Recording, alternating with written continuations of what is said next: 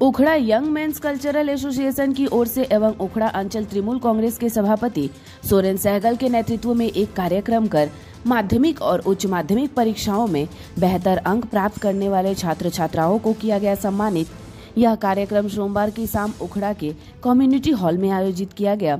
कार्यक्रम की शुरुआत दीप प्रज्वलित के साथ की गई। इस मौके पर तृणमूल कांग्रेस के नेतागण समेत उखड़ा के कई बिजनेसमैन भी मौजूद रहे।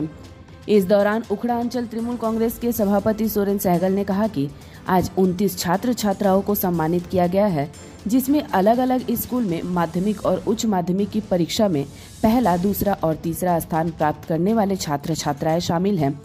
उन्होंने कहा कि जो बच्चे मेहनत करके अच्छे अंक प्राप्त किए हैं, उनका हौसला बढ़ाया गया ताकि वह भविष्य में और भी बेहतर कर सके और उन्हें देखकर और भी कई छात्र छात्राएं प्रेरित हो सके।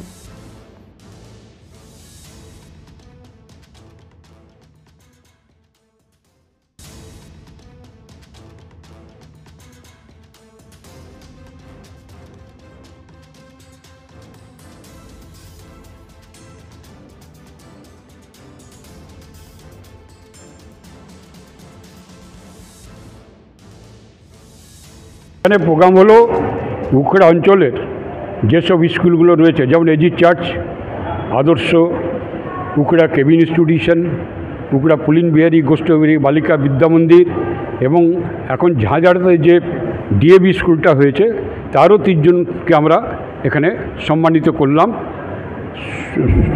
এবং তাদেরকে যারা কৃতি ছাত্রছাত্রী, যারা নিজ নিজ স্কুলের হায়ার সেকেন্ডারি লেভেলে ফার্স্ট সেকেন্ড থার্ড হয়েছে এবং মাধ্যমিক লেভেলে ফার্স্ট সেকেন্ড থার্ড হয়েছে, তাদেরকে আমরা আজকে এখানে ডেকেছিলাম এবং তাদেরকে সম্বর্ধনা জানালাম।